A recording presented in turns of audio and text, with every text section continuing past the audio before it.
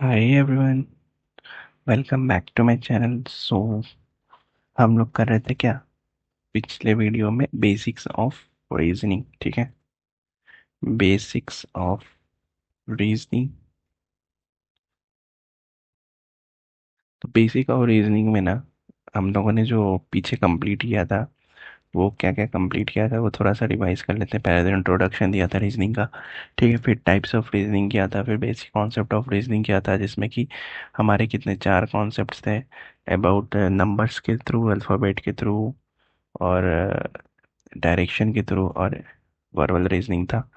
ठीक है, तो अब हम लोग आ गए हैं विजुअलाइजेशन। ठीक है, अबाउट जो अल्फ़ाबेट था ना, उसमें एक चीज़ है जो कि हमें याद करनी होगी, वो है अल्फ़ाबेट्स याद करने होंगे। ठीक है, अल्फ़ाबेट्स याद करने के लिए क्या करेंगे? विजुअलाइज करेंगे, रिदम करेंगे, आई मीन राइमिंग करेंगे, या फिर कुछ कनेक्ट करेंगे जिससे हमें वो याद रहे, अल्फ़ाबेट याद रहे। ठीक है, तो आपको तो पता ही है कि ए टू ई।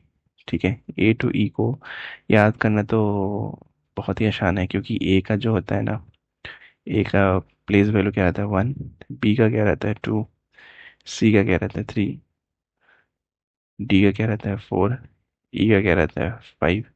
ठीक है, तो इतना तक तो याद रहता है, सबको याद रहता है इतना तक तो जब मेन चीज़ तो क्या रहता है कि जी से स्टार्ट करते हैं याद करना। ठीक है, तो ई तक तो मैंने बता दिया। जी का क्या रहता है? जी का 7। ठीक है, जी का 7। ई के बाद क्या होगा? एफ। एफ का 6। ठीक है, जी का क्या होगा? 7। तो 7 कैसे होगा, और ई का, एफ का जो है वो 6 कैसे होगा? ये दोनों चीज़ें हमें थोड़ी सी देखते हैं डिटेल में। ठीक है, तो एफ का देखो, एफ कुछ ऐसा नहीं लग रहा है कि एफ को अगर ये डंडी यहाँ घुमा दे और ये डंडी ऊपर ले जाए और ये मिला दे इसको, तो 6 जैसा नहीं लग रहा है एफ? तो ऐसे हम लोग याद करेंगे, एफ का वैल्यू जो होगा वो 6 होगा। ठीक है, एफ का वैल्यू 6 होगा। ठीक है, नीचे से घुमा के ऊपर और डंडी मिला देंगे तो 6। ठीक है, अब जी का बताते हैं। जी का कैसा है? जी ऐसे है 7। ठीक है, जी कैसे है? 7 जैसा है। ये जो चीज़ है ना, ये क्या है? ये 7 है। ठीक है, इससे याद रखना कि ये 7, इसके प्लेस वैल्यू क्या है? 7। ठीक है, अब क्या है? जी के बाद क्या आता है? एच।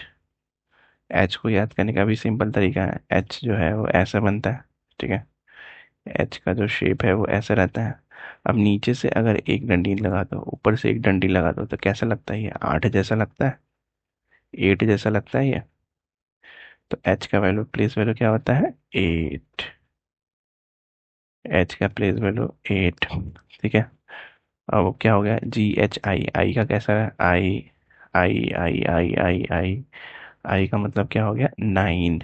ठीक है, आई का मतलब 9। 9 ऐसा रहता है ना, 9 9 9। आई मतलब 9। ठीक है, नेक्स्ट हमें याद करना है कौन सा? एच आई जे। जे। ठीक है, जे कैसे याद करेंगे? जे का वैल्यू तो हमें 10 ही लिखना पड़ेगा। जे मतलब 10। जे का क्या होगा? 10। जे 10। ठीक है, अब नेक्स्ट क्या आता है? के को कैसे हम लिखते हैं? ऐसे और ऐसे। ठीक है, के को ऐसे और ऐसे लिखते हैं। के, एक डंडी इधर, एक डंडी इधर, दो डंडी ये हो गया। ठीक है, और किंग्स 11 पंजाब भी होता है। किंग्स 11 पंजाब। किंग्स किससे स्टार्ट होता है? के से स्टार्ट होता है। उसमें क्या है? 11 है किंग्स। तो किंग्स 11 पंजाब, आईपीएल की टीम है ना किंग्स 11 पंजाब। तो वहां से ये, और ऐसे भी याद कर सकते हैं, ये एक डंडी और ये दो डंडी, दो डंडी से भी 11। ठीक है, तो और क्या करते हैं? इसको कनेक्ट किससे करेंगे? किसी भी फेमस थिंग से कनेक्ट कर देंगे। ठीक है, ऐसे किंग्स 11 पंजाब एक हो गया, बाकी कुछ भी हो सकता है, आपके विजुअलाइजेशन पे है। ठीक है, आप कैसे याद कर रहे हो? ऐसे दो डंडी से भी याद कर सकते हो कि ये 11 होता है। ठीक है, के बाद क्या आता है? एल। एल, एल को कैसे याद करेंगे? एल, एल का मतलब होता है 12। ठीक है, 12 एल। 12 राइम, राइम बन रहा है ना, 12 12 12। तो एल, 12 एल। ठीक है, तो एल का मतलब 12। एल के बाद क्या होता है? L M. एम कैसे बन रहा है? ऐसे एम बनता है। ठीक है। एम ऐसे बनता है तो एक और तीन, एक और तीन, तीन भी देखो ऐसे बनता है तीन। ठीक है। तीन भी ऐसे ही बनता है ना कुछ, एम की तरह। तो 13, एम का 13। ठीक है। एम के बाद क्या आता है? एन। एन आता है तो एन कैसे? एन ऐसे, ऐसे और ऐसे, ये दोनों चीज, ये दोनों साइन देखो, ये वाला साइन और ये वाला साइन ऐसा लग रहा है वी टाइप का। तो 1 और 14, 13 के बाद 14। ठीक है। रोमन में लिखते हैं ना, चार को वी, वी की तरह रखते हैं ना। ठीक है। M N O. ओ को कैसे लिखते हैं? ओ। ओ का मतलब क्या हो गया? ओ का मतलब हो गया 15। ओ 15। ओ पापा भी ऐसे होता है, ओ पापा। ओ पापा। पापा मतलब कि पी। ओ पापा यानी कि 15, 16। ठीक है। 16 को या फिर पी को, पी का जो वाटर इमेज करोगे ना तो 6 आएगा। 6 जैसा आएगा, ऐसा आता है ना वाटर इमेज, ऐसा वाटर इमेज आएगा। ठीक है। ऐसा वाटर इमेज आएगा तो क्या हो जाएगा? 16। ठीक है। ऐसे 16 याद रखेंगे। और नेक्स्ट क्या है? क्यू।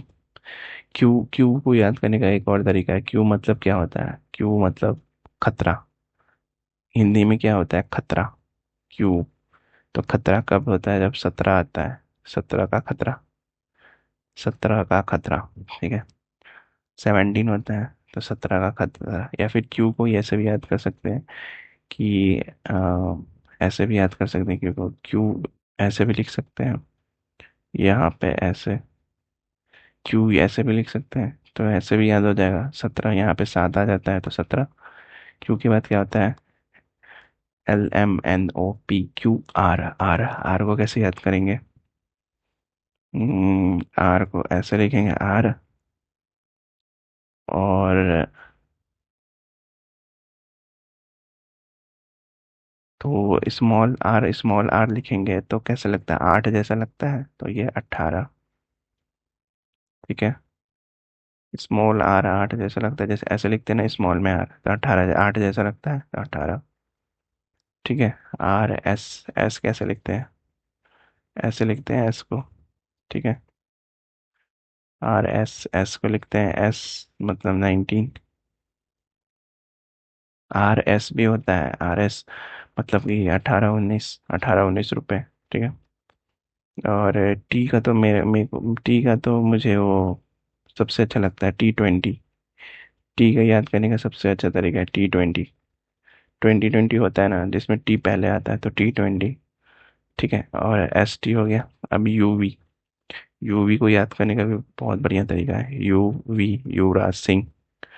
ठीक है। युवराज सिंह ने जब 6 छक्के मारे थे तो कितने साल का था? 21 या 22 साल का था। यानी यूवी, यूवी जो था वो 21, 22 साल का होगा। ठीक है। ऐसे याद कर सकते हैं। और लास्ट में यूवी डब्लू। डब्लू। डब्लू का 23, ये भी फिर 3 बन रहा है यहाँ पे। ये देखो 3 का उल्टा है 23। ठीक है। UVWX। एक्स वाई और जेड। XYZ का मतलब क्या हो गया? 24, 25 और 26। लास्ट में 24, 25, 26। ठीक है। टोटल 26 रहते हैं वर्ड्स, 26 अल्फ़ाबेट रहते हैं। ठीक है। तो एक 24, 25, 26 ऐसे याद कर सकते हैं आप लोग। ठीक है। अब बैकवर्ड में कैसे याद कर सकते हैं अल्फ़ाबेट को, वो देखते हैं। तो बैकवर्ड में कैसे याद कर सकते हैं? बैकवर्ड रैंक ऑफ अल्फ़ाबेट को कैसे याद कर सकते हैं हम लोग, वो देखते हैं। ठीक है। तो लिखते हैं पहले ABCDEFGHIJKLMNOPQRSTUV।